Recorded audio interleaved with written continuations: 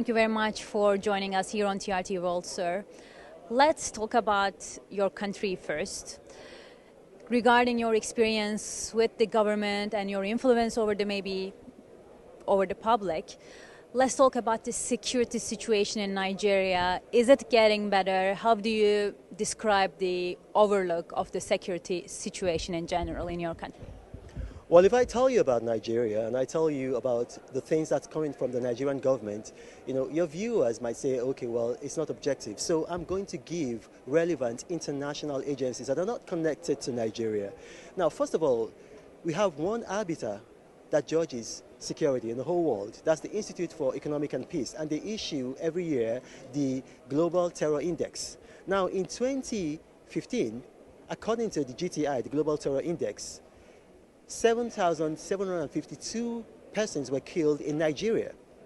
Now, last year, according to the GTI, 550 people were killed. So we've seen that we've gone from a situation whereby 7,000 people, almost 8,000 people were killed in 2015, to a situation now where less than 10% of those people are being killed.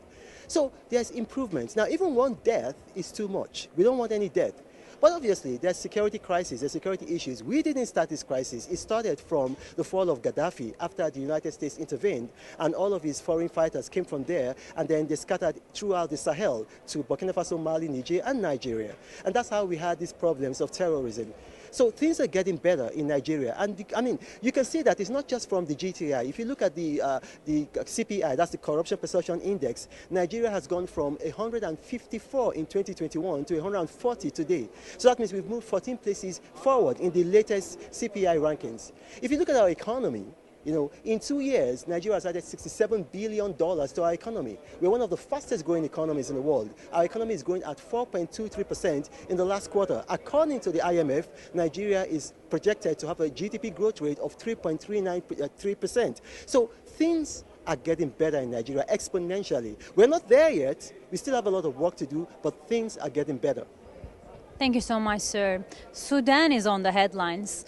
And yesterday, on Thursday, there was a special United Nations Security Council session where it was said that what's happening in Sudan is horrifying.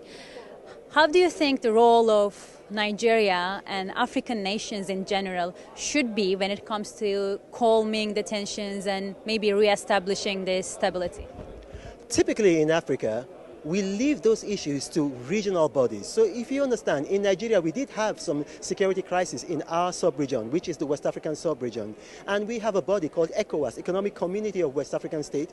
We formed a standing army, not a fighting army, but a peacekeeping army called ECOMOG. And that army went into Sierra Leone, brought peace there, went into Liberia, brought peace there. So what the East African bloc has to do is to learn from what we did in ECOWAS and have a regional bloc with a fighting force that can go into Sudan.